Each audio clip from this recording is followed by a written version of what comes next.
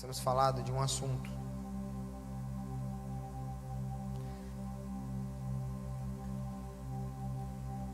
que traz um pouco de clareza, lucidez para a igreja de Jesus, que é sobre a vontade de Deus, que é sobre o Cordeiro que foi imolado antes mesmo da fundação do mundo. Já havia um plano para o pecador. Deus não foi pego de surpresa, já havia um plano preparado. E hoje nós estamos falando desse assunto com muito temor,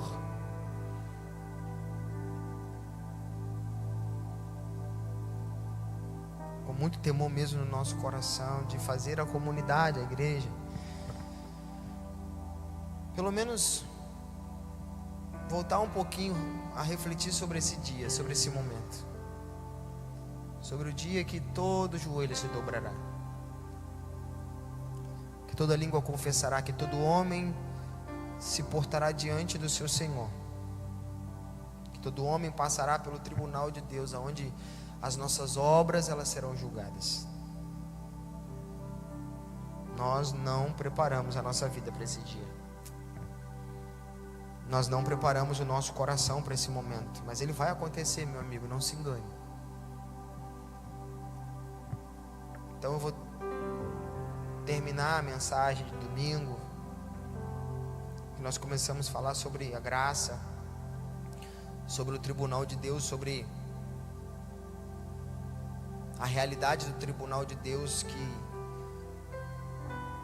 está pautado em 4 bases de julgamento. Eu só peguei 4. Ele fala que abrirão-se os livros. Lá tem os livros das lágrimas, tem o livro da consciência, por aí fora vai. Mas eu quis me atentar sobre esses 4 fundamentos, sobre aquilo que a gente fala. Cada palavra que nós proferimos será avaliada, como está escrito no livro de Mateus capítulo 12. Falamos sobre as obras secretas, o que ninguém viu, Deus viu e Deus estava lá. Seremos julgados por isso. Sobre as nossas omissões, sobre o bem que nós deixamos de fazer e não fazemos, também seremos julgados por isso. Tiago vai dizer sobre isso. E sobre os pensamentos e desejos, o Deus que Ele sonda o nosso coração, o Deus que a todo momento Ele está conhecendo as intenções do nosso coração, a todo momento Ele está trazendo luz, sondando, esquadriando os nossos intentos, as nossas intenções, como diz Lucas capítulo 12, 1 Coríntios 4, 5, que nós seremos julgados por aquilo que ninguém vê.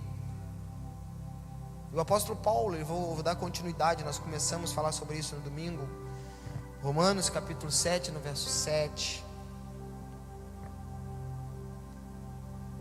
O apóstolo Paulo, ele vai trazer de uma forma muito consciente uma revelação a respeito dessa equação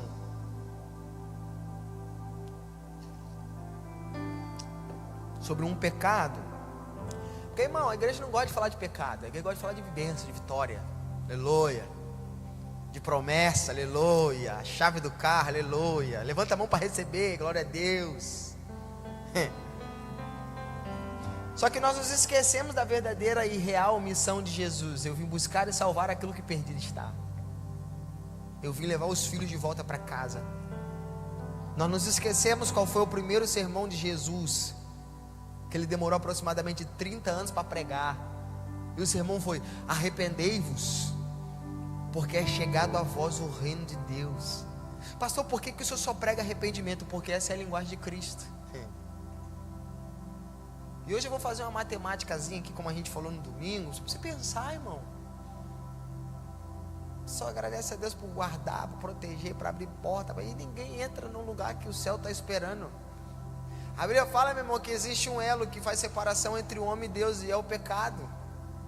O pecado você não confessa, que você já fez dele um bichinho de estimação. Você já se adequou a ele já está ali, ó. Ele já até cultua contigo. Ele até dá glória a Deus junto contigo, porque você virou um adestrador de pecados. E a Bíblia fala, ela é clara, ela é incisiva, que o meu pecado, ele faz separação entre mim e meu Senhor. Só que a Bíblia também fala que todo homem que confessa o seu pecado e se arrepende, ele alcança de Deus misericórdia. Nós ainda estamos aprisionados na mesma síndrome de Adão. Eu errei, mas a culpa não é minha, a culpa é tua e da mulher que tu me deu, essa doida. Eu não pedi, eu estava bem aqui, o Senhor disse que não era bom andar só, trouxe ela, a culpa é dela, ela fez isso aí tudo aí, ó. E Deus está tentando levar Adão em um lugar de uma consciência lógica. Pergunta onde tu está, não é geográfica, quem tu está ouvindo, não é cara, não. Jesus está tentando, cara, ó, presta bem atenção no lugar que você está, presta bem atenção na autoridade que eu te dei, no lugar que eu te coloquei, presta bem atenção quem você está ouvindo, quem tu está ouvindo, quem te disse, não, quem te disse que tu estava nu. Ele não responde, ele vai dizer, a culpa é tua e da mulher que tu me deste. Aí Deus, ele vai para a mulher, Eva, por que tu fez isso? Ela vai dizer, a culpa é da serpente. Ou seja, Deus não encontrou uma ponta de misericórdia. Deus não encontrou um homem réu confesso. Deus encontrou um homem potencializando o erro dele em alguém. Nós somos assim, irmão. A síndrome de Adão, ela está enraizada em nós. Só que quando eu olho o apóstolo Paulo nesse texto violento demais, a epígrafe do texto, a partir do verso 7, vai dizer a luta contra o pecado. Repita assim comigo, a luta contra o pecado. Vou te fazer uma pergunta, qual é a estratégia para os seus? Tu não tem. Qual é a estratégia que você tem para guerrear contra o pecado? Tu não tem. Aí a Bíblia vai dar estratégias, ó, fuja da aparência do mal, resistir ao diabo, e ele, tu não se fundamenta em nada disso, irmão. Qualquer sentimento faccioso te toma, a ira te toma, a inveja te toma, o orgulho te toma, e pior, dentro de igreja, servo de Deus do Altíssimo, não é nem de Deus, do Altíssimo. Por quê? Porque nós já não conseguimos mais nos sintonizar com a frequência da eternidade, que tipifica no relacionamento do homem a santidade, a santificação. Por isso que às vezes eu falo, as pessoas se assustam. Todo mundo criou um Deus para si, irmão. É a conversa lá do profeta com Geazi. Ele vai dizer, eu vou provar que o teu Deus não é o mesmo que o meu. O teu Deus já te abandonou, o teu Deus já te matou. Ele vai dizer, e agora eu vou orar para que o meu Deus, que é completamente diferente do seu, ele abra a tua visão. E você veja o que o meu Deus, ele já fez. O teu te abandonou. O teu te largou, o meu não. Enquanto tu estava aí choramingando, enquanto que tu estava achando que tu ia morrer, o meu Deus já preparou miríades e miríades, cavaleiros com seus cavalos, seus carros de fogo. Eles já estão nos guardando e nos protegendo, meu amigo. Então todos nós criamos um Deus para nós, que talvez é diferente do da Bíblia, porque nós nos esquecemos que sem a santificação ninguém vai ter acesso ao Senhor. Que o que faz o homem caminhar num nível de relacionamento com o Senhor não é o quanto que ele ora, não é o quanto que ele está disposto a se arrepender.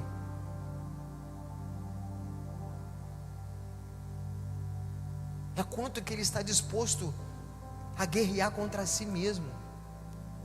O apóstolo Paulo, ele vai deixar isso claro em Romanos capítulo 7, no verso 7, ele vai dizer, que diremos então? A lei é pecado? Será? De modo nenhum. Mas eu não teria conhecido, eu não teria me atentado ao pecado, exceto pelo meio da lei, quando eu li algo ali, que me trouxe uma reflexão, que fez eu avaliar, que fez eu absorver aquilo ali, pensar e refletir, e ele vai trazer esse pecado à tona. Ele vai dizer, pois eu não teria conhecido o que é a cobiça, se a lei não me dissesse, não cobiçarás. E o que é a cobiça, irmão? Cobiça é um pecado que você só conhece pelo nome. Não sei nem o que é esse sentimento faccioso que você tem todo dia dentro de você. Isso é cobiça. Isso são as nossas intenções pecaminosas. Isso é o nosso senso de almático ferido, aprisionado.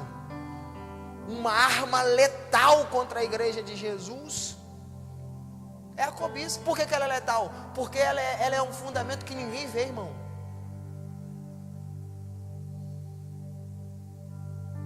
Esses dias eu vi um vídeo de 2 amigos tomando uma cerveja no bar, rindo, se divertindo,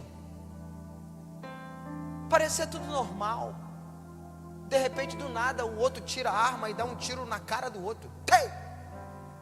O outro estava ali, achando que estava num lugar seguro, rindo, se divertindo, brindando, celebrando. O que ele não conseguia discernir? A intenção do amigo que bebia com ele, que naquele dia o amigo já tinha um plano: eu vou te matar. Isso é cobiça. Isso são os fundamentos podres que estão dentro de nós. Pensamentos que não provêm de Deus, pensamentos maliciosos, pensamentos facciosos.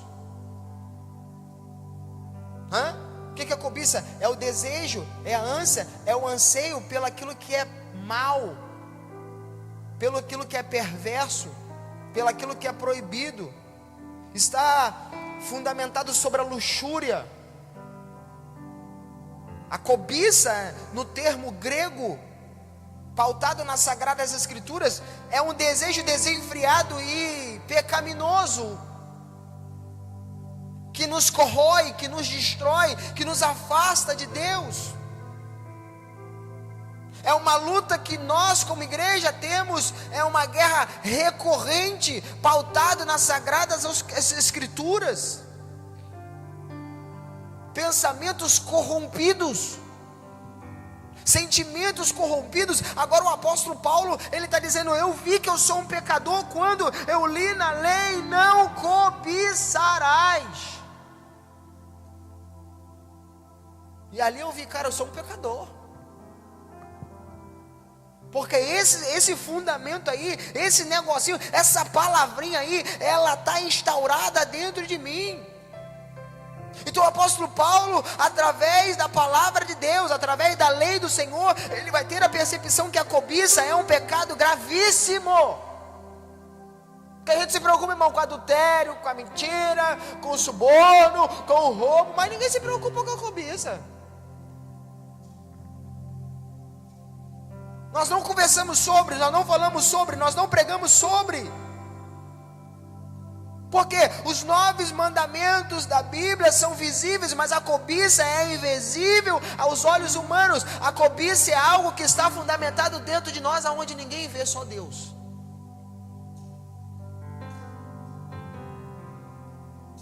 Aí hoje nós podemos falar que fulano é bom, ciclano é bom, o João, mano, olha, mas você não conhece a intenção do coração dele. É um homem de Deus. Um homem não, um homem íntegro. Tu conhece a intenção dele? Tu sabe o que passa na mente dele?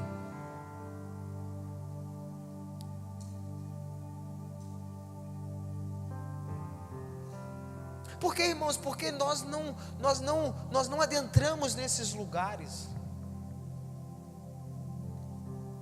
Nós não paramos para fazer aquilo que a Bíblia nos instrui. Examine-se, pois o homem a si mesmo.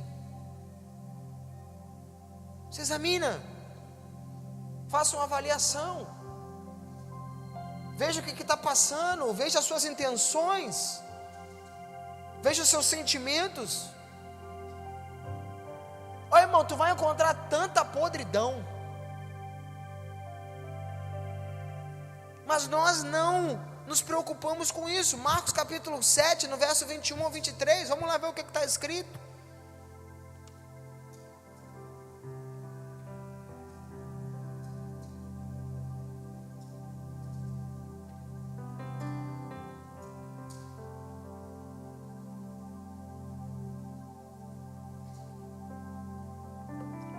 Nós sempre estamos com as nossas construções externas e nós nos esquecemos da manutenção diária, da manutenção interna do nosso ser, do nosso coração. E Deus não está preocupado com as obras que Ele está construindo. Deus não está preocupado com o teu sucesso. Irmão, Deus não tem compromisso com o seu sucesso. Deus, Ele tem compromisso com a palavra dEle. Pega isso no teu espírito. Deus, Ele tem compromisso com aquilo que Ele fala.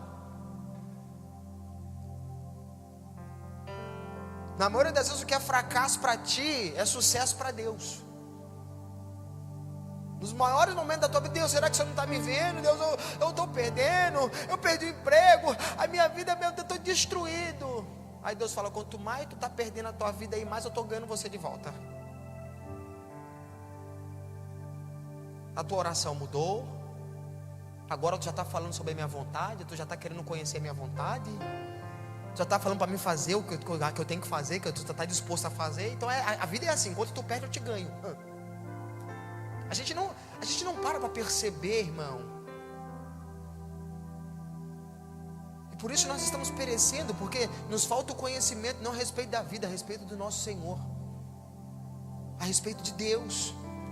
Aí olha o que Marcos 7:21 vai dizer, porque do interior do coração dos homens procede os maus desígnios, a infidelidade, a prostituição, os furtos, os homicídios, a avareza, a maldade, o engano, a lascívia, a inveja, a blasfêmia, a soberba, a loucura, e todo esse mal provém de dentro e contamina todo o homem. Aí eu vou te fazer uma pergunta: qual é a métrica que você usa para trazer uma manutenção para o teu interior? Nós não temos. Quando a gente chega num lugar como esse, que é reunião solene dos santos, a gente levanta as nossas mãos para adorar. Quem é que está adorando a Deus? O amigo que está sentado com outro amigo e tem raiva dele? Tem inveja dele? Deseja o mal dele? É exatamente assim que Deus te vê, com as suas intenções, boas ou más. Aí a Bíblia está dizendo, Deus está dizendo, olha, quando eu estou farto, Isaías capítulo 1, eu estou farto das reuniões solenes de vocês, eu estou farto dos vossos cultos, e todas as vezes que vocês levantem as suas mãos na minha presença para me adorar, eu escondo os meus olhos.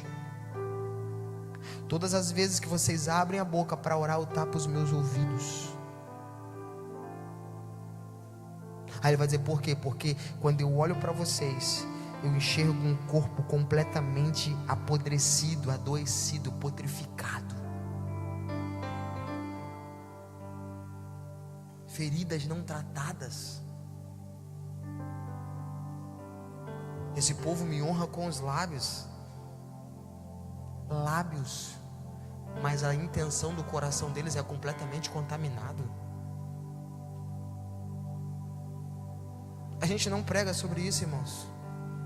Sabe por quê? Porque as pessoas vão sair da igreja.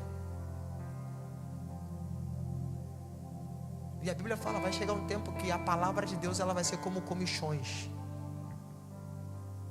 Não suportarão a sã doutrina. A guerra aqui não é para ser próximo, irmão. A guerra aqui é para ser salvo.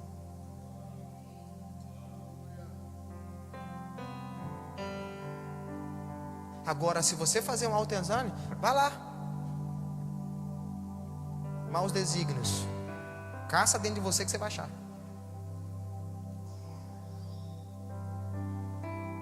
Infidelidade, tá aí. Prostituição, tá aí. Sentimentos que brotam dentro da gente. Nunca matou ninguém, mas já pensou? Já desejou a morte de muita gente? E a Bíblia fala só de pensar em matar. Por que nós nos esquecemos, irmão? A gente acha assim, ó, um varãozinho não sabe o que eu penso. Mas deixa eu te falar algo a respeito do tribunal. O tribunal de Deus é o único órgão que tem a competência de julgar intenções de coração. Não tem STF, não tem vara, não tem Ministério Público, não tem ninguém que tenha a capacidade de julgar intenções de coração. Mas Deus tem. E a Bíblia fala que Deus vai nos julgar sobre as nossas intenções. Ouviste o que foi dito, lei: não matarás. Eu, porém, vos digo graça. Se você pensar em matar, tu já matou. Vai ter que prestar conta disso. Aí você pensou em matar o irmãozinho, tinha que morrer atropelado dessa desgraça. Faria era um bom para a sociedade. Não se arrependeu? Se arrepende quando tu tem tempo, macho. Porque tu vai ter que dar conta disso. Só que eu estou dizendo, não é a Bíblia. Porque nós não temos essa preocupação. Nós não temos dentro do nosso senso comum de que Deus ele vai julgar as nossas intenções. Não cobiçarás. Vai dar ruim para ti. Por quê, irmãos? Porque quando a gente olha para o padrão de Deus, a gente vai encontrar uma perfeição que nenhum homem ele vai conseguir instaurar. Se Jesus não viesse com a graça, nenhum homem seria salvo. É impossível um homem cumprir só os 10 mandamentos, só os 10. Não dá. Aí Jesus veio, a graça veio se manifestar, abriu para nós agora um novo e vivo caminho, através do teu sangue, através da sua morte, através da sua purificação. Jesus ele veio trazer uma locomotiva chamada de santificação, uma locomotiva chamada arrependimento, e através dessa graça, através dessa movimentação de Cristo, nós agora temos o acesso ao Pai mediante ao nosso arrependimento. E todo aquele que confessa, e todo aquele que se arrepende, ele alcançou a graça, ele alcançou em Cristo a misericórdia, ele é levado de volta para um lugar de comunhão com o Pai, a um lugar de vida no Espírito. Então, se a perfeição ela é manifestada em Deus, quem pode entrar? Ninguém. Aí nós vamos lá, o Apocalipse 21, 27. O que Apocalipse 21, 27 vai trazer uma clareza? Que no céu não entra nada contaminado. Está lá. A nova Jerusalém. O que nos espera? E o verso 27 de Apocalipse vai dizer: e nela não penetrará coisa nenhuma contaminada. Opa, peraí. Como é que eu faço para chegar lá? Se arrependendo.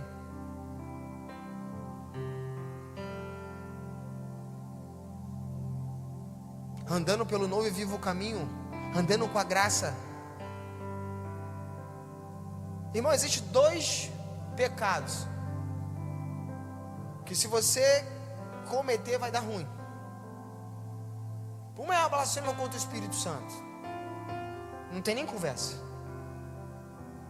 E outra é quando Jesus ele fala assim: se você não perdoar quem te feriu, é impossível você ser perdoado. Eu já sentei com um irmão presbítero que meteu na minha: prova para mim que eu tenho que perdoar. Eu falei: amigo, se a Bíblia não te convenceu, tu acha que eu vou te convencer? Tu é doido, é? Uma coisa eu te afirmo, tu está cavando a tua própria cova. Vai ficar mais 20 anos dentro de uma igreja, vai morrer boca de urna sem fazer curva, meu amigo. Só o que eu estou dizendo não é Jesus. Porque Jesus está dizendo: se você não perdoar, você nunca vai ser perdoado. São fundamentos para entrar na Nova Jerusalém, são fundamentos para entrar na eternidade. E a Bíblia está dizendo: e nela não penetrará coisa alguma que a contamine, que pratica abominação ou mentira, mas unicamente aqueles cujos nomes são escritos no livro da vida do Cordeiro.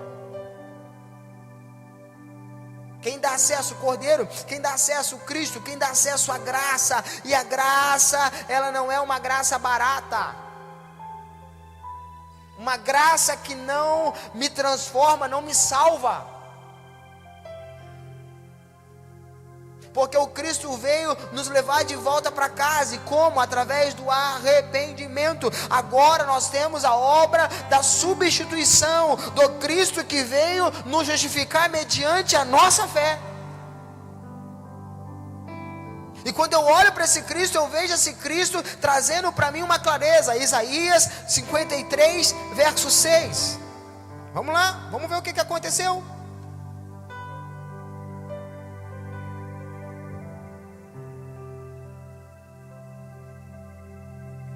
Isaías 53, 6.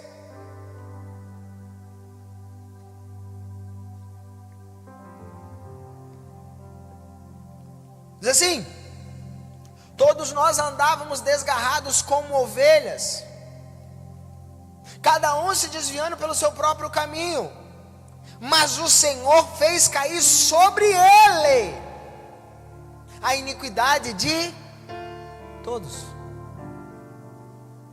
É como se o céu exclamasse, o Cristo exclamasse: eu vou pagar por eles. Eu vou fazer o que eles não vão conseguir fazer. Eu vou pagar o preço que eles não vão conseguir pagar. 1 Pedro 2,24. Vamos continuar.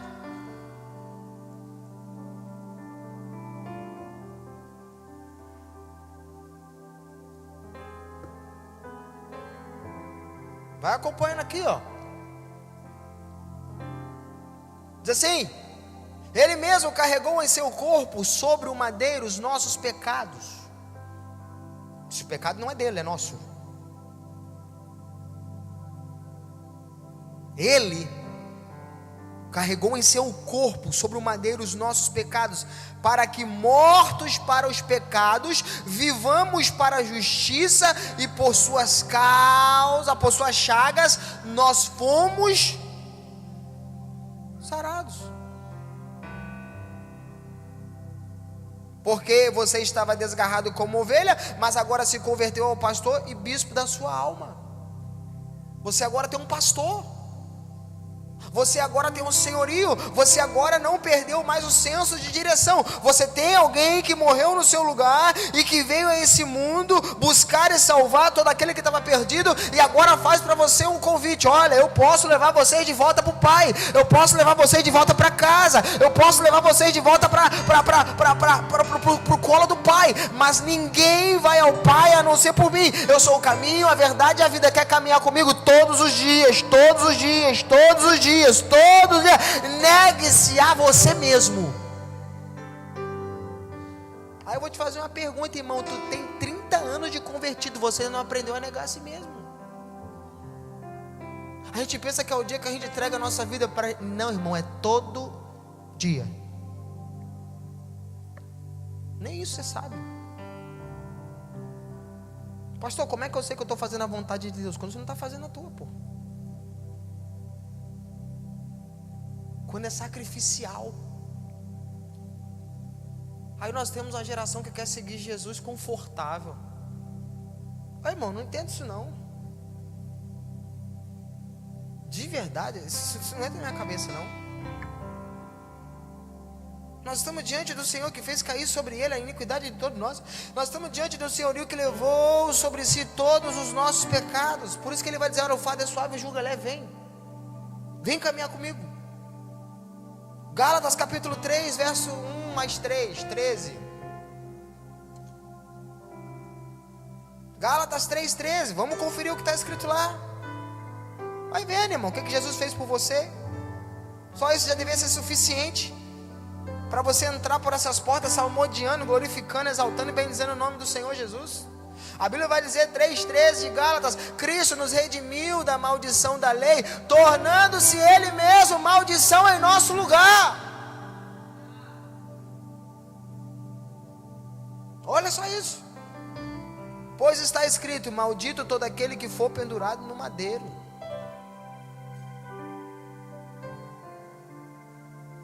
Você consegue compreender, você consegue enxergar esse Cristo, você consegue enxergar esse senhorio, você consegue cultuar a esse Senhor?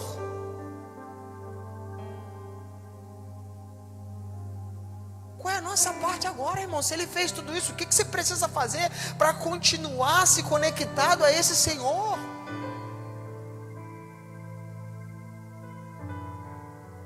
O que nós precisamos fazer para manter a nossa vida linkada a esse Senhor? 2 Coríntios 5:21, abre para mim aí.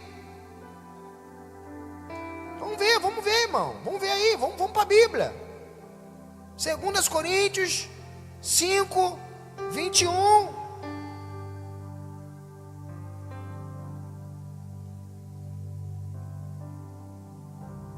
Aquele que não conheceu o pecado, Deus fez pecado por nós, para que nele fôssemos feitos justiça de Deus. Porque ele está olhando para a perfeição, eles não vão conseguir. Agora eu vou lá, vou me fazer pecado no lugar deles, vou me fazer maldição no lugar deles. Aí Jesus está lá, pagando uma conta que é minha, pagando uma conta que é sua, somente para mostrar para a gente o caminho de volta para casa. A gente quer mais. Aí ficamos por aí, o melhor de Deus está por vir na minha vida, irmão. O melhor de Deus já vem na sua vida, o nome dele é Jesus Cristo de Nazaré. Do céu não vai ter nada melhor do que Jesus para enviar para você, meu amigo. Não, isso aqui não mexe com a gente, isso aqui não arranca lágrimas dos nossos olhos, isso aqui não arranca de nós um culto de graças, não, porque a gente sempre quer mais. A gente faz tudo no culto, vive tudo no culto, a gente só não é transformado no culto. A gente não só é transicionado no culto, é como se a palavra do Senhor ela não surgisse mais efeito na nós. Só que Jesus, ele veio, fez tudo isso por mim e por você. Ele fez, ele cumpriu a missão dele. Agora você precisa cumprir a sua. Na cruz ele exclamou: Tetelestai, está pago, está consumado. O véu se rasgou e agora ele chama eu e você para ser conduzidos em um novo e vivo caminho. E o que eu preciso fazer para caminhar com esse Jesus, para ir em direção a esse caminho que ele está apontando para mim? Todos os dias negando-se a si mesmo, santificando a sua vida, renunciando ao pecado e seguindo o seu Senhor de perto, meu amigo. A tua oração é só de bênção, é só por conquista. Irmão, vamos lá, a ciência explica que um homem pensa por dia, em 24 horas, uma média de 10.000 pecados, 10.000 pensamentos por dia. Pastor, é muito, né? Não, eu estou pegando uma métrica, é de 5.000 a 60.000 pensamentos por dia. Vai pesquisar. Tu consegue filtrar 10.000 pensamentos, irmão? Desses 10.000, quanto é que é pecaminoso? Se a métrica for 1%, Léo, é 100. Tu consegue confessar 100 pecados no dia, irmão? Pensa aí. Nós estamos muito mal na fita, irmãos. O que afasta o homem do pecado? A santificação, a palavra de Deus, o Espírito Santo que convence o homem do pecado, da justiça e do juízo. Guardei a tua palavra no meu coração. Para quê? Para não pecar contra ti. Mas nem Bíblia a gente lê.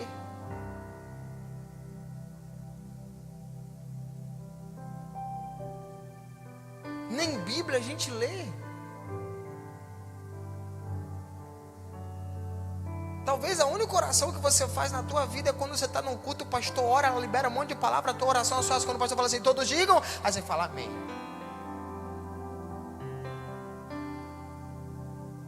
Sabe, irmãos,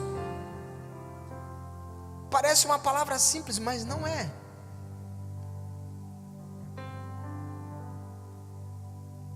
Nós estamos falando da nossa vida. Nós estamos falando da nossa eternidade.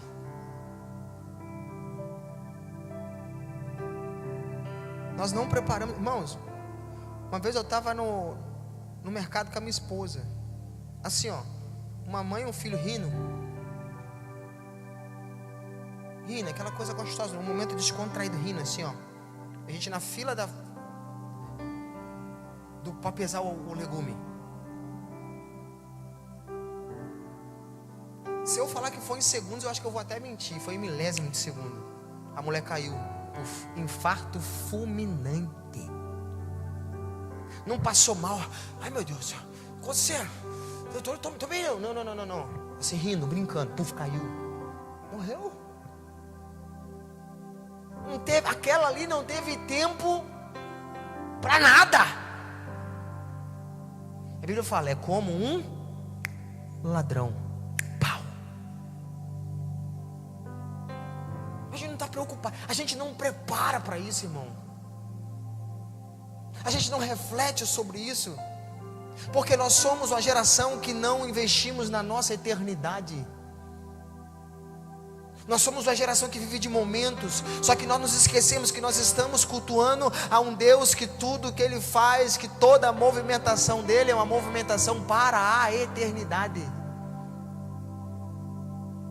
Essa aqui é a manutenção da nossa vida com o Senhor. Essa palavra é a manutenção que vai manter a gente linkado e ficado na justificação do nosso Senhor. Qual é o nosso papel todos os dias? Manter a nossa vida santificada. Rever nossos conceitos, princípios e valores. Rever as intenções, os intentos do nosso coração. Guardar a nossa boca. Proteger o que a gente pensa. Começar a colocar um filtro mediante a pensamentos facciosos, pensamentos maliciosos. A gente está pensando mal, desejando mal, orquestrando mal, irmão, e parece ser uma coisa bacana. Já virou costume. Parece que a gente nunca vai estar diante do tribunal de Deus para prestar conta dessas coisas. Eu vou te fazer uma pergunta: se você tivesse que ir para o tribunal de Deus hoje, mediante a isso que você leu aqui hoje, que nós lemos aqui hoje, tu está dentro ou tu está fora? Essa matemática é simples, irmão. Tu vai saber simples se você vai para o céu ou vai para o inferno. É simples, é só você fazer a conta. Tu já vai saber o inferno, pastor. Não, para o céu, já estou quase um monte. A auréola está aqui já, ó. Falta só a asa para me subir, um querubim. As pessoas ficam perguntando por que eu falo muito sobre arrependimento. Tu acha que é por quê? Porque eu sou ser humano, irmão. Eu sou um pecador.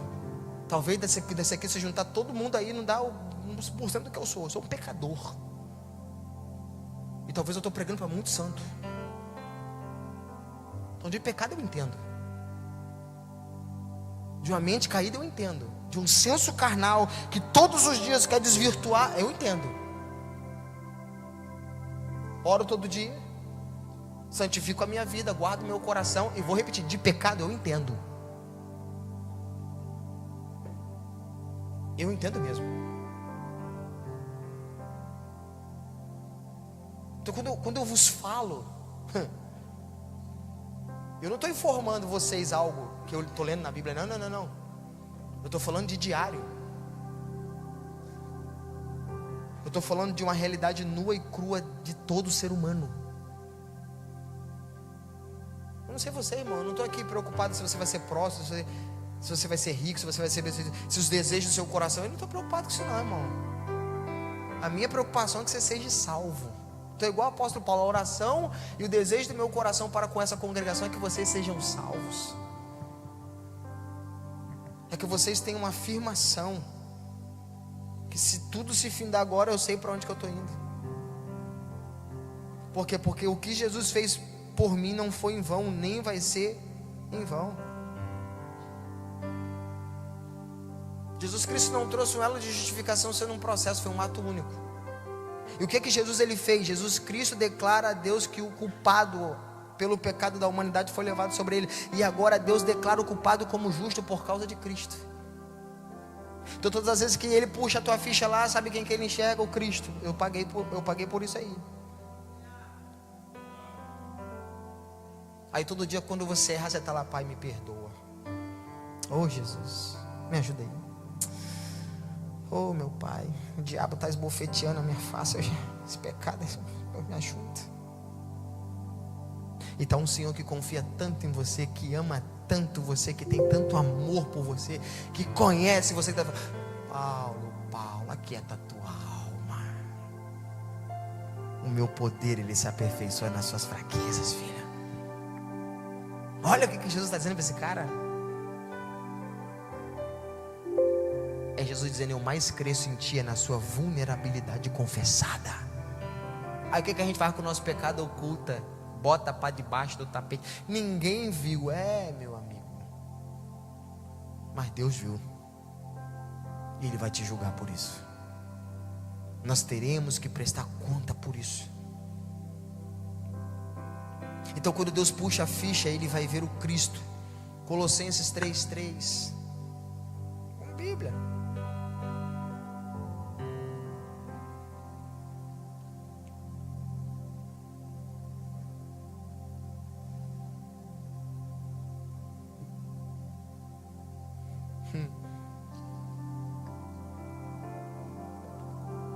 Porque já morrestes. Fui crucificado com Jesus, morreu para o pecado, nasceu de novo. Nasceu da água do Espírito. Porque já morreste, a vossa vida está oculta juntamente com Cristo em Deus. Vocês estão juntos, alinhados. E quando Cristo,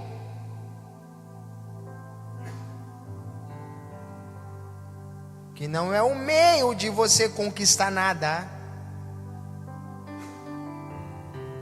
que não é um elo de barganhar, porque Ele tem poder. Ele está dizendo: e quando Cristo, que é a nossa vida, ou deveria ser, se manifestar, então também vocês serão manifestados com Ele em glória. Aí a Bíblia está dizendo: porque Deus nos elegeu nele antes da fundação do mundo, e eu já vos abençoei com todas as sortes de bênção nos lugares celestiais em Cristo Jesus, o nosso Senhor.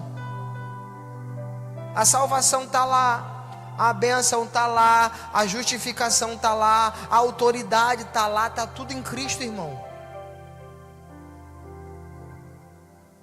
Agora, como que nós caminhamos com Jesus? Em santidade. Jesus não está atrás dos perfeitos, Ele está atrás dos sinceros. Jesus gosta de caminhar, não é com os homens que proclamam uma religiosidade santificada. Jesus, Ele gosta de caminhar com os réus confessos.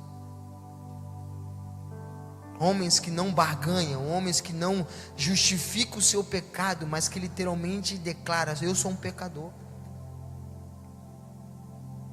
A nossa posição está em Cristo. A nossa glorificação, Gálatas capítulo 6:14, abre aí para mim. Não está nas nossas obras ou nas nossas conquistas. A verdadeira glorificação da igreja deveria estar na cruz de Jesus. Olha lá, Gálatas 6:14 vai dizer: mas longe esteja de mim gloriar-me, a não ser na cruz de nosso Senhor Jesus Cristo, pelo qual o mundo está crucificado para mim e eu para o mundo. Aonde que está minha glorificação? Com Cristo na cruz. Aonde que está a minha exaltação? Com o meu Cristo na cruz. Aonde é que está a minha vitória? Com o meu Cristo na cruz. Você consegue entender esse caminho? Você consegue entender esse ato? Você consegue celebrar isso? Você consegue viver isso, meu irmão?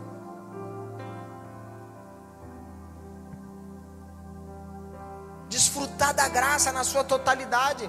Viver à luz da graça. Viver à luz da palavra de Deus.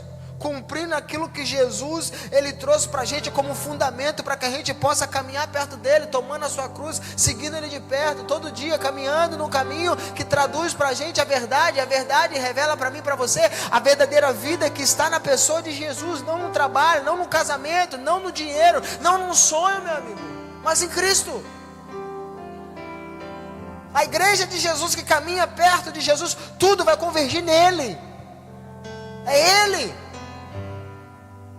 Ele comigo é a esperança de uma glória. Então, cadê a igreja que desfruta da cruz, que vive à luz da graça de Jesus? Aonde que está essa igreja?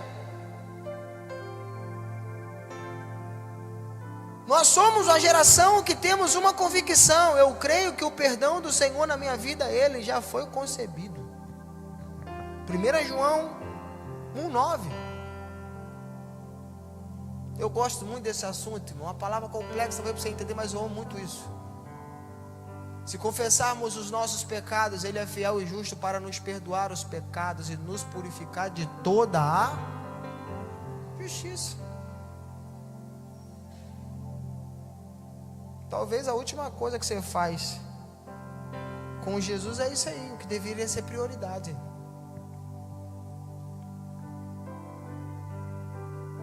Qual o momento do teu dia que você dobra o teu joelho para pedir perdão?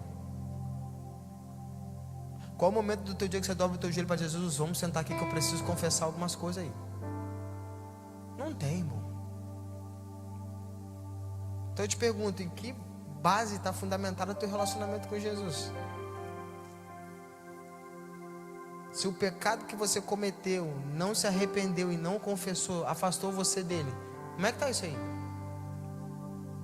A gente precisa pensar. E se o meu povo, que se chama pelo meu nome, se humilhar, se arrepender,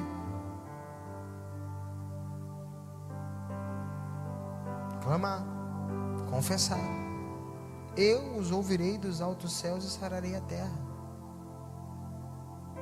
O que faz Jesus trazer vida à morte? Arrependimento, irmão. Pastor, eu quero prosperar. Começa se arrependendo. Pastor, eu quero ter paz. Começa se arrependendo. Por quê? Porque todo o elo que você vive hoje foi uma construção sua. Se você vive uma vida escassa, tua mente é uma mente de uma escassez. Se você está aprisionado nela, essa decisão que te levou para lá foi tomada por você. O que eu preciso fazer? Me arrepender.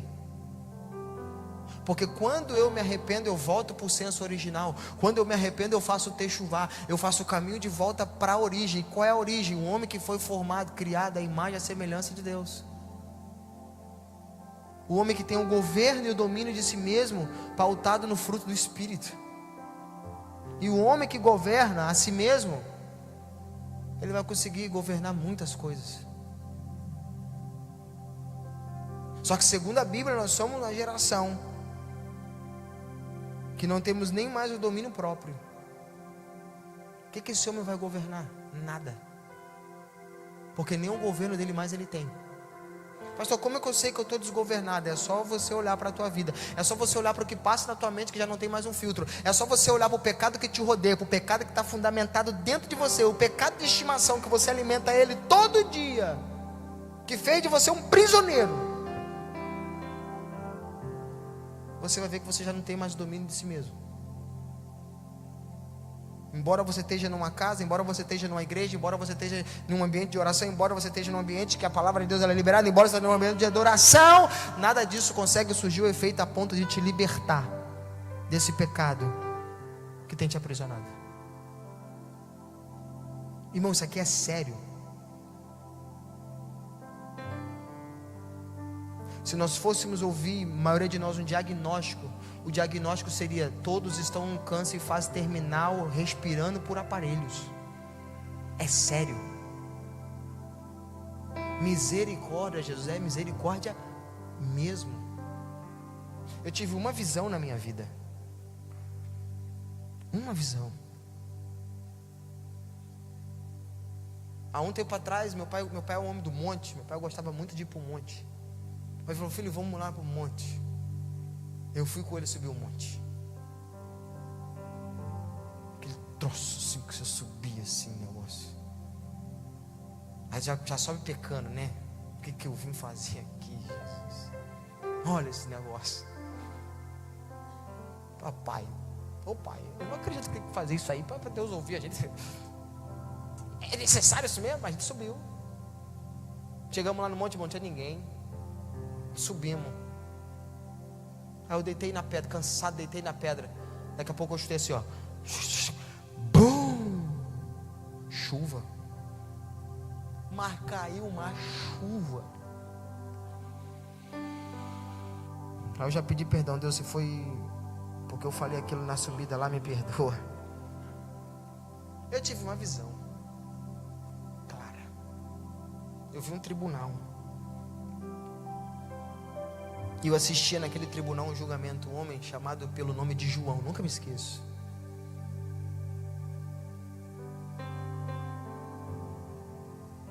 E abriram-se os livros e uma senhora começava a falar a vida do João. João foi para a África. Não sei se eu já contei isso para vocês. João ganhou muito dinheiro e João desesperado na fila.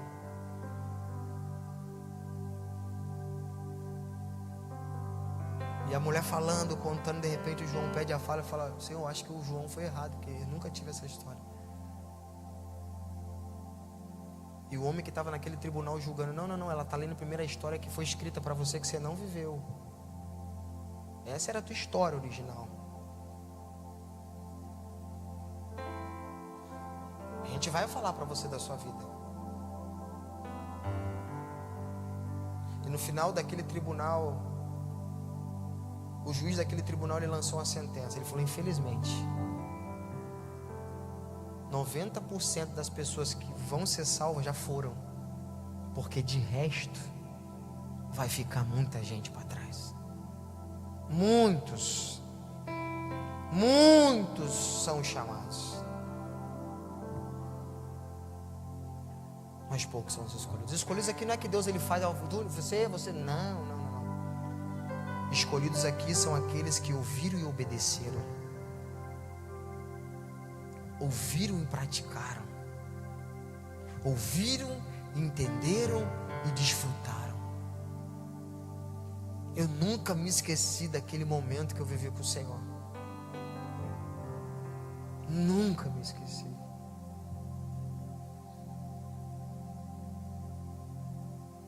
E naquele dia eu confesso para você que eu falei: Jesus, eu preciso me converter aí, vai. Eu preciso levar o Senhor a sério, porque o negócio não é brincadeira.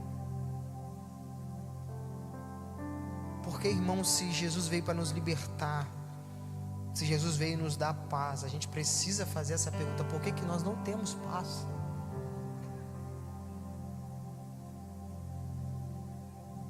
Porque se Jesus nos chama de filhos e herdeiros, por que nós mendigamos o pão? A gente precisa pensar. Deixa eu te falar algo aqui, irmão. Quem aqui já ouviu falar da lei da semeadura? Vocês conhecem isso? Olha só, você pode ser ateu, você pode ser kardecista, mesa branca, macumbeiro, pode ser o que você for, o que você quiser. A lei da semeadura é o único elo no mundo espiritual que você não precisa fazer nada para adquirir. Você não precisa ter fé para fazer uma obra e dizer: Jesus, eu tenho fé que essa obra boa que eu fiz vai dar colher. Plantou, vai colher. Todos nós somos resultado do que a gente plantou ontem. Então o lugar exatamente que você está vivendo hoje foi semeado. Sabe qual é o problema? Nós sofremos da síndrome da memória curta. Eu não estou entendendo o que está acontecendo, Jesus. Sinceramente, você já esqueceu o que você plantou? Mas pastor, eu fui lá, mas Deus me perdoou. Perdoou, mas não vai te isentar das consequências, meu amigo. Essa é a pedagogia de Deus, essa é a escola de Deus, é assim que o Senhor ele nos ensina. Caramba, nós estamos olhando para Jesus, nós estamos olhando para a Bíblia, nós estamos olhando para a palavra, e a palavra está trazendo uma clareza de tudo que Jesus fez por nós, que nós não conseguiríamos fazer, que nós não conseguiríamos chegar nesse lugar. Jesus foi lá, o Filho de Deus foi lá, o único e amado Filho foi dado por mim e por você, se fez maldição por nós, foi feito pecador por nós, fez pecado sem ser pecador, se tornou pecador sem ser um pecador, para fazer o meu papel, para entrar no lugar que era meu e que era seu. Isso não é suficiente.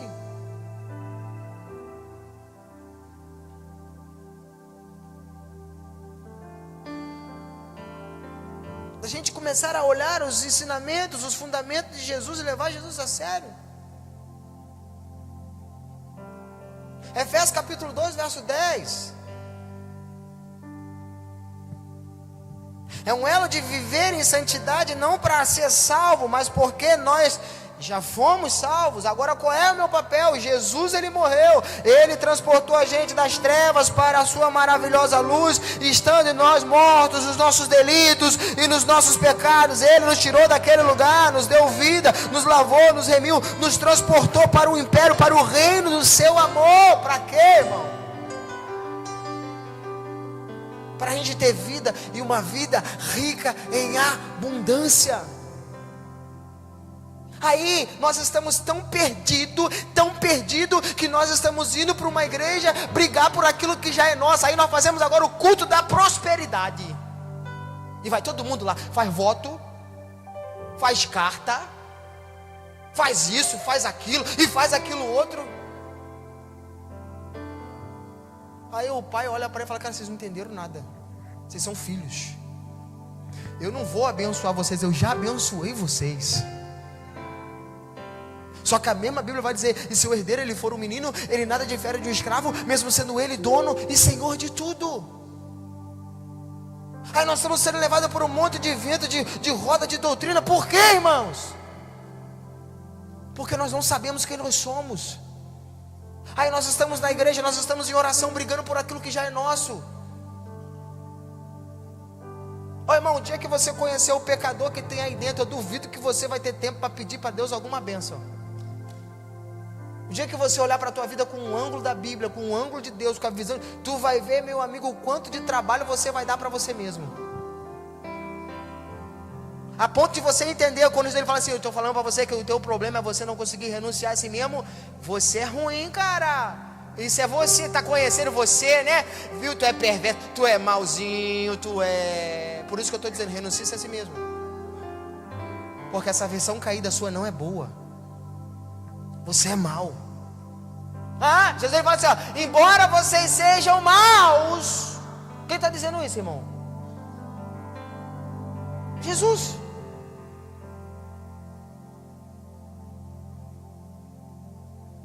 Tu acha que ele está chutando? Ele está afirmando.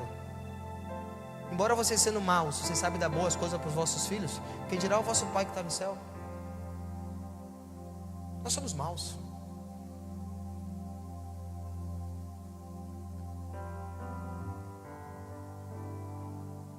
Tudo de bom, tem uma frase que diz, eu não sei falar ela, mas vocês acham que vocês ouviram: tudo de bom que você vê em mim é Jesus. Tudo de ruim que você está vendo em mim sou eu mesmo. Por quê? Porque nós não conseguimos trilhar o caminho da santidade. Efésios 2,10 vai dizer, bote aí. Eu amo esse verso. Presta atenção nisso aí, irmão. Porque somos feituras suas, criados em Cristo Jesus para as boas obras. Olha a conexão aqui. Criados em Cristo Jesus para as boas obras, as quais Deus de antemão preparou para que andássemos nelas. Quem é o direcionador? Quem é o condutor? O Cristo. Agora deixa eu te fazer uma pergunta: o que você está fazendo com Jesus? Agora aqui nós vamos entrar no assunto sério, a gente vai orar. O que você está fazendo com Jesus? Tu ainda está tentando ensinar Ele qual é o melhor projeto para a sua vida?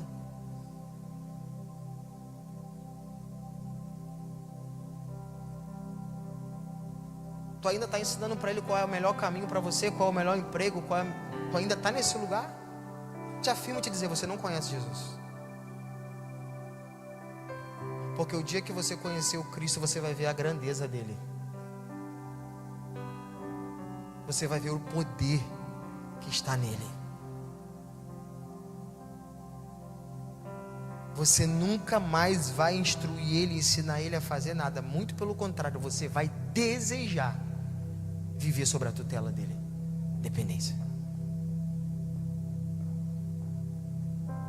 Será que nós conseguimos entrar nisso aqui? Será que nós como igreja, talvez por 1 minuto de lucidez, conseguimos pegar nossa cruz? Jesus, vamos embora, para onde é que você quer me levar? Bora, eu topo.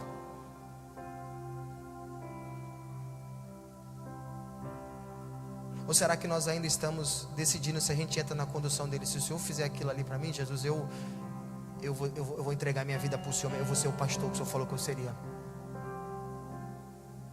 Tu ainda está tentando barganhar com ele? Não. A Bíblia está dizendo que nós somos feitura dele, criado em Cristo Jesus, para as boas obras, a quais Deus já preparou. Já está tudo pronto. Mas por que eu não entrei? Porque você ainda não tem um Cristo para te inserir. Porque você ainda não cumpriu esse mandamento. Dia após dia, negue-se a si mesmo, toma a tua cruz e... Para onde que você vai me levar, Jesus? Para as boas obras que Deus de antemão já preparou para que você andasse nela. É para esse lugar que eu vou te conduzir. É para esse lugar que eu vou te levar. E não tem como você andar com Jesus sem se arrepender. Qual é o papel de Jesus? Filipenses 1:6. Aquele que começou a boa obra, ele a completará.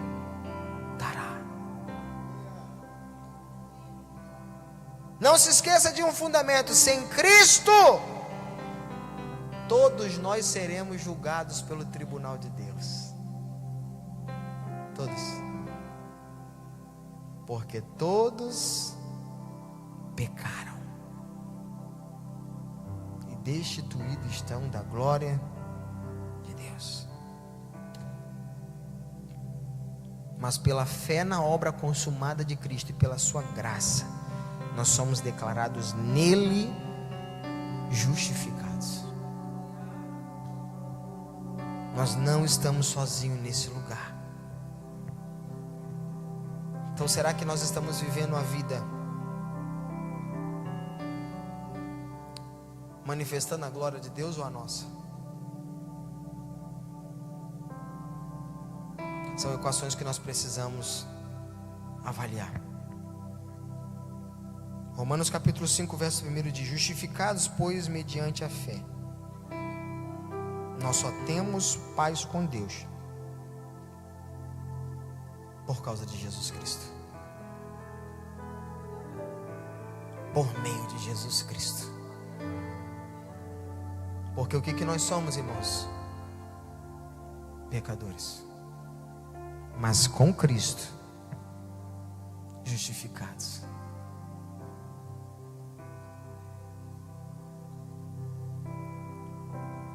Bota aí, Romanos 5:1.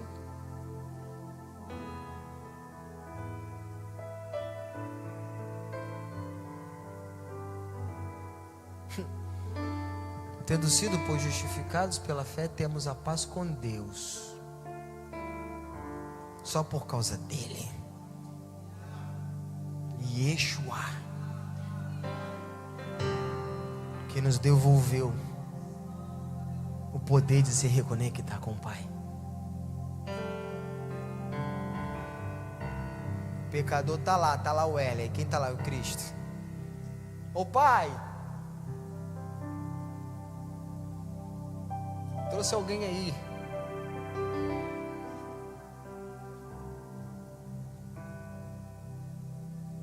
Está comigo, Pai.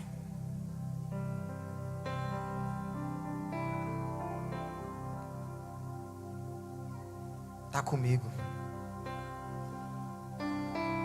Pode receber ele aí em casa, que ele está comigo.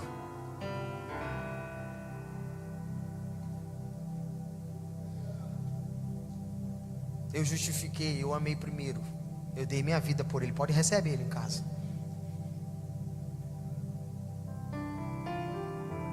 E a gente murmurando: o senhor não está me vendo, o senhor não está me ouvindo? Não, eu só morri por você. Eu olho a igreja hoje como os discípulos de Emaús.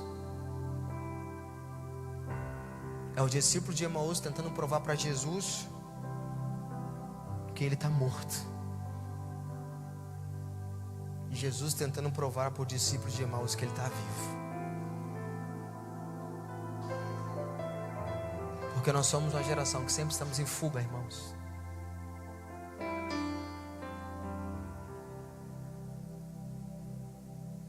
Os pastores têm medo de pregar isso, que as pessoas vão sair da igreja. Irmão, vocês podem sair todo mundo daqui. Se eu ficar com Jesus aqui, eu estou satisfeito.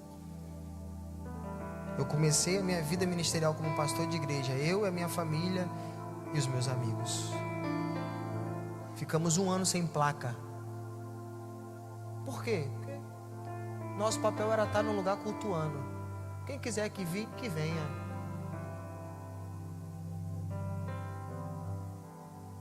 Nós não queremos fama, nós não queremos glória. Toda a gente quer o Cristo. É o Cristo sendo tudo em todos.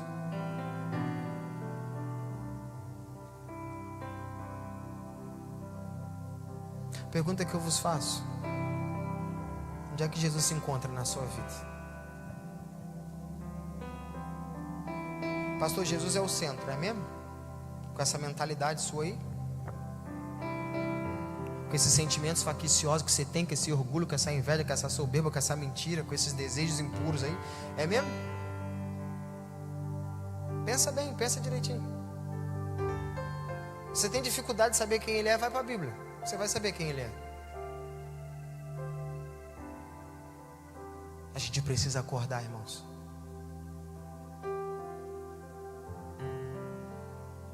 Real,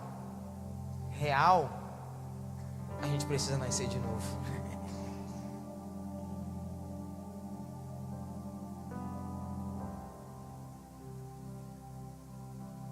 A gente não ora mais. A gente não santifica mais.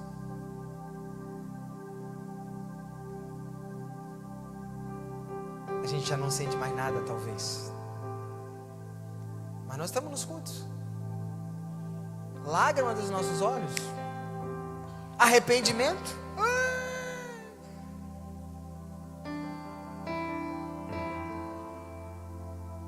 O Cristo da Bíblia que eu conheço é em todo lugar que a presença dele se manifestava, havia transformação de vidas. Visões, revelações, transições. E o Cristo que nós compartilhamos hoje, talvez em 5 anos, não conseguiu tirar a soberba do nosso coração.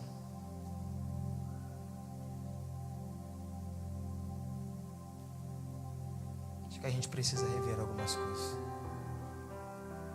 Convido você a ficar de pé. Pastor, que culto pesado. Salomão dizia: é melhor um homem ir a um velório do que estar numa festa.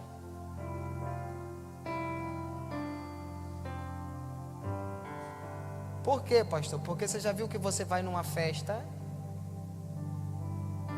e você fala a mesma coisa para todo mundo? Nossa, menina, quanto tempo? Nossa, você emagreceu? Aquele troço superficial, sabe? Mas no velório não. No velório ninguém fala. Todo mundo fica ali olhando pro defunto ali, tá ali.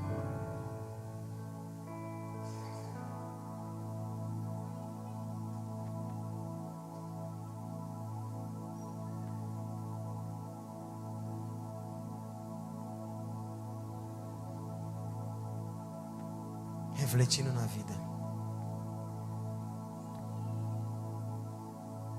Morreu de acidente de carro. Tu não usa cinto. Tu vai ficar uma semana usando cinto de segurança, andando a 60 por hora.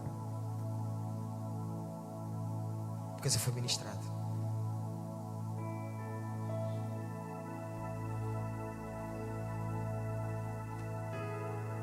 Jesus é real, irmãos. Eu não me conformo em uma geração que está vindo para a igreja, mas não desfruta do Cristo.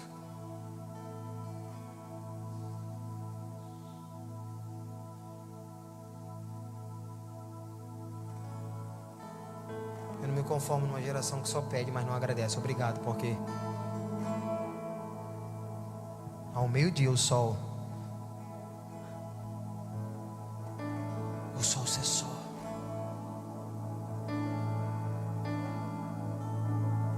tem um rei com teu corpo todo dilacerado, dizendo: Deus meu, Deus meu, Deus meu, por que me desamparaste?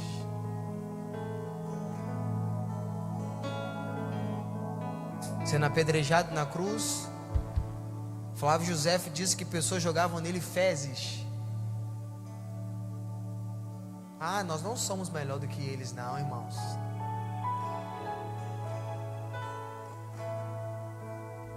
E lá de cima ele faz uma oração: Pai, perdoa eles, porque eles não sabem o que fazem.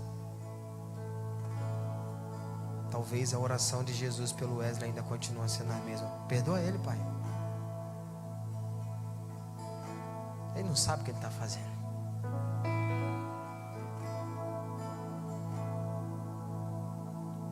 Aprenda uma coisa, igreja: Jesus não quer te abençoar e nem abrir porta nenhuma para você. Tudo que Ele quer é levar você de volta para casa.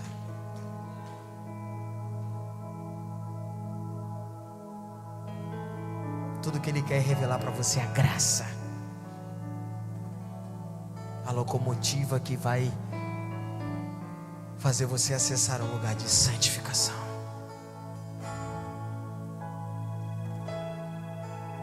Então hoje não é uma noite para você pedir nada. Hoje é uma noite de você reconhecer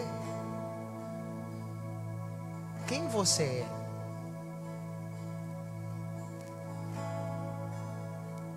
Miserável homem que eu sou, porque eu vou perecendo. Mas tu é um profeta, cara. Tu estava agora dizendo: ai de ti prostituto, ai de ti beberrão, ai de ti homicida, ai de ti. Tu tá falando, que conversa fiada é essa, cara? Não, ai de mim, porque agora deu ruim para mim, porque agora eu vi ele assim. Eu vi ele. E olhar para ele e refletir quem eu sou. Miserável homem que sou, que vou perecer. Por quê? Porque embora eu profetizo contra eles, eu tive a percepção olhando para ele que eu sou igual.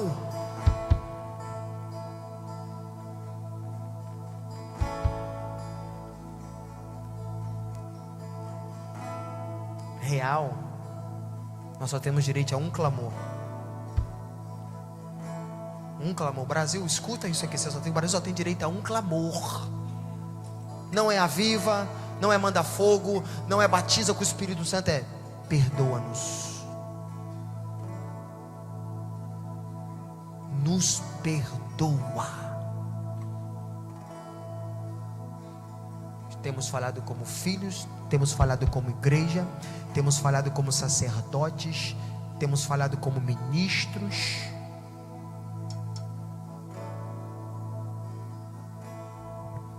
Nós precisamos experimentar de volta a justificação de Jesus. Eu não quero mais receber para pecar, irmão. Eu não quero receber salário de pecado. Eu já morri uma vez com Jesus na cruz, e agora com Ele eu tenho vida. Eu não quero morrer nunca mais. Eu quero ter minha sede saciada. Eu quero beber da fonte e nunca mais ter sede. Eu quero acordar todos os dias e falar: Jesus, eu tenho mais um dia.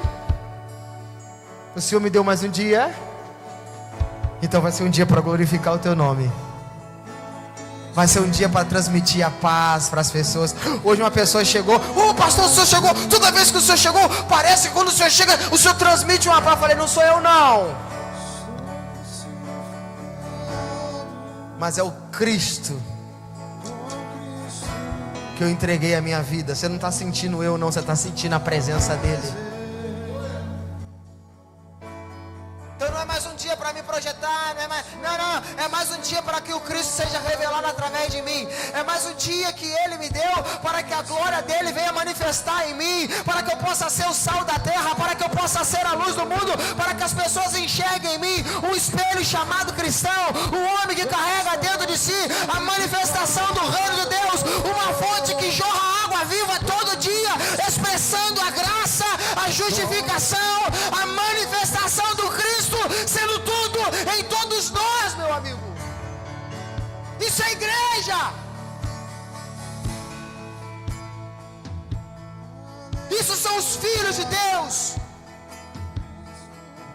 Isso são aqueles aqueles que Jesus instaurou, que Jesus deliberou, e as portas do inferno não prevalecerão contra a minha igreja, e tudo que ela ligar na terra vai ser ligado no céu, porque eu estou entregando para ela a chave do reino de Deus, meu amigo.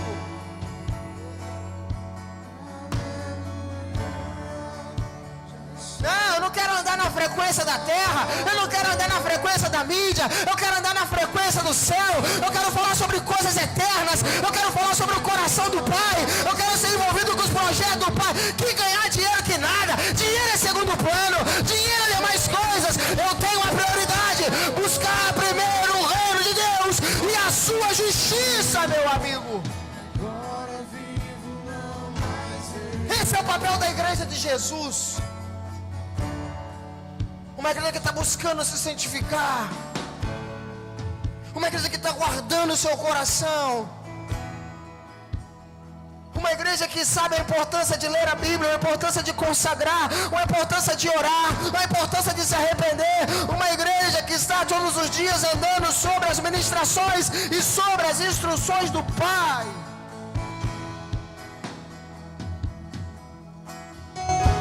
Essa é a igreja de Jesus, irmão. Então, por favor, não deixe a religião te roubar do céu.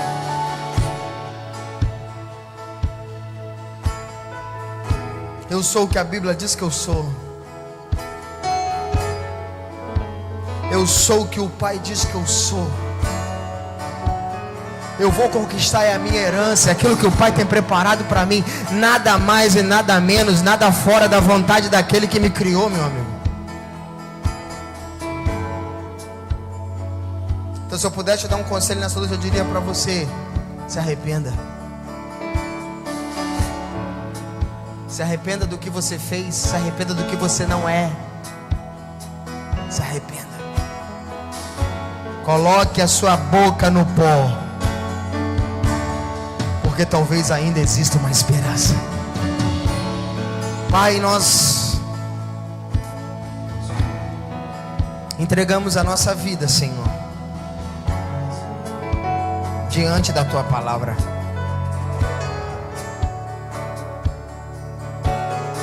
E diante das Sagradas Escrituras, ó Pai, condenados. Sim, Pai, condenados. Mas a cruz, a obra redentora da missão de Jesus, da ovelha muda que foi levada ao matadouro, que sofreu a ponto da Bíblia dizer: e nele não havia beleza nem formosura, dilacerado, feito maldição, amaldiçoado, se fez maldição em nosso lugar. É esse que nós buscamos, é esse que nós procuramos, é esse que nós perseguimos, Pai. E a esse nós entregamos a nossa vida, com um clamor. Literalmente nós continuamos posicionados naquele mesmo posicionamento que o Senhor orou por aquelas pessoas na cruz. Nós ainda não sabemos o que estamos fazendo, Jesus. Então, com o nosso coração, com a nossa alma, com o nosso espírito diante do Senhor, nós fazemos uma exclamação: nos perdoa, nos ajuda. Que o Teu Espírito Santo, Pai, nos convença do pecado, da justiça e também do juízo, Senhor. Que o Teu Espírito Santo nos conduza a um lugar de transformação, de transição, de vida no Espírito. E que a Tua glória venha a ser manifestada em nossos corações, e que a Tua glória venha a ser manifestada em nossas vidas, até que nada mais importe, porque nós seremos o homem perfeito, teleios. Estaremos completos com a Tua presença, Senhor. Então o Espírito Santo transicione cada coração nessa noite. Quebre toda corrente pecaminosa. Exploda cada cativeiro que foi constituído em pecado, Pai. e santifique a nossa vida, purifique os nossos lábios, purifique o nosso coração, purifique as nossas intenções, os nossos pensamentos, purifica-nos, lava-nos, Senhor, porque certamente ficaremos mais alvos do que a neve, Senhor. Que o Senhor nos conduza de volta para casa, Senhor, reflexivos, se examinando a nós mesmos. Que o Teu Espírito Santo nos leve a essa missão de se examinar a si mesmo até nós cairmos em si, Senhor, e nos lembrarmos de quem é o nosso Deus, de quem é o nosso Pai, e o que nós nos tornamos na presença dEle. O Espírito Santo nos leva de volta para o Cristo, e que o Cristo nos conduza de volta para o Pai. Assim, Senhor, eu entrego essa casa, eu entrego essa igreja, eu entrego o Brasil em Tuas mãos. Eu entrego aqueles que nos assistem pela internet nas Suas mãos. E eu profetizo um altar de santificação. Eu profetizo no nome do Senhor Jesus Cristo, Pai, a Sua igreja, a Sua noiva, sendo batizada um batismo de consciência, Pai. Uma consciência transicionada de volta para a santidade. Uma consciência transicionada de volta para a filiação. Se movendo como igreja de Cristo, como corpo de Cristo, em uma unidade, na estatura do varão perfeito, do Cristo sendo tudo em todos, Pai. Assim eu entrego os meus irmãos nas Suas mãos. Eu só entrego essa igreja em Suas mãos. Entrego aos Seus cuidados.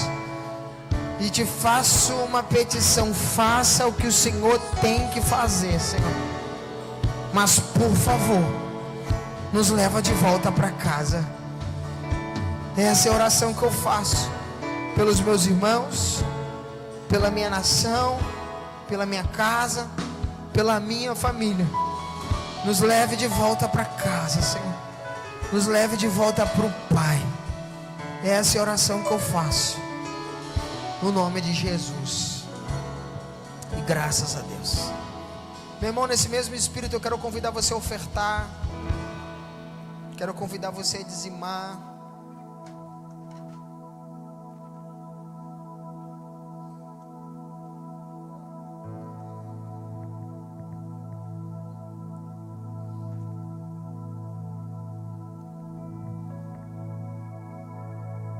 Que o Senhor continue transbordando o teu celeiro.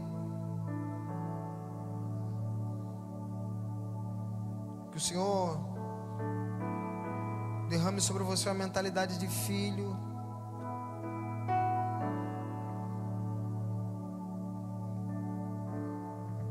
Que você possa entender que tudo que nós possuímos vem do Pai, vem de Deus. Jesus, ele disse: o homem nunca terá nada se do céu não for lhe dado. Um bom pai não costuma dar muito recurso na mão de um filho irresponsável. Então, homens que o céu enriquece, esses homens, eles são homens maduros, irmãos. Eles são homens que se movem em sabedoria. Não deseje ter o dinheiro para depois você ter um propósito. Primeiro vem um propósito.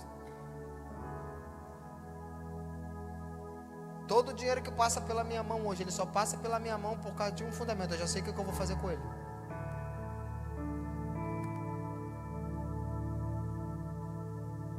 Existem muitas coisas na minha vida que não aconteceu ainda, mas eu já sei o que eu vou fazer com elas. Eu já tenho um propósito para elas.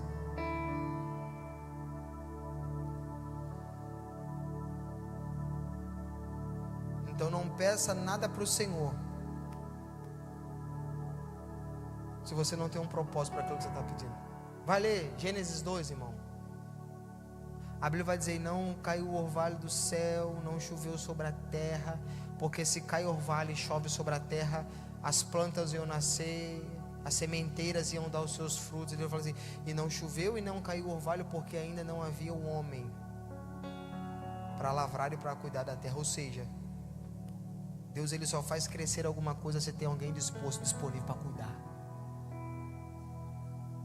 Então, existe muita gente pedindo coisas para Deus sem noção, que não tem nenhum propósito para aquilo que está pedindo. Pedir o mal.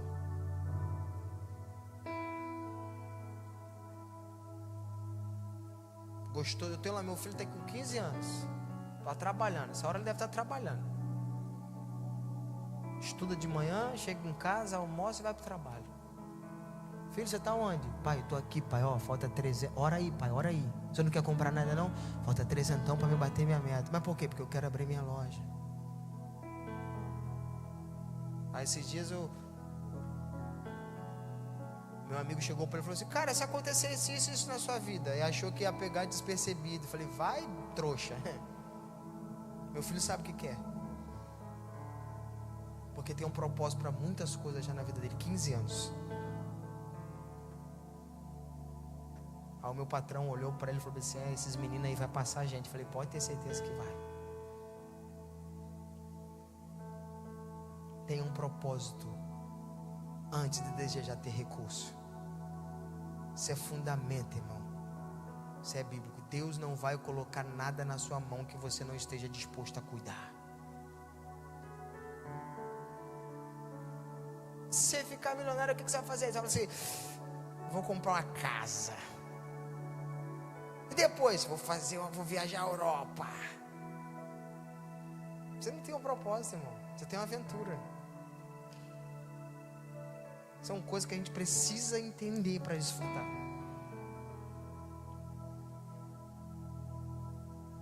Então, antes de você desejar alguma coisa, procure nessa coisa você tem um propósito. Aquilo que tem, pastor, tem um propósito, mas é tão pequenininho, mas tem um propósito. Começa por ele. Comece por ele. O que é fé? A fé é um firme fundamento. Deus não constrói nada sobre aquilo que não tem base. Por isso que a fé é um firme fundamento. Então aquilo que Deus começou a conseguir fundamentar em você uma crença, um fundamento que está ali começando, é exatamente sobre ali que vai haver uma construção.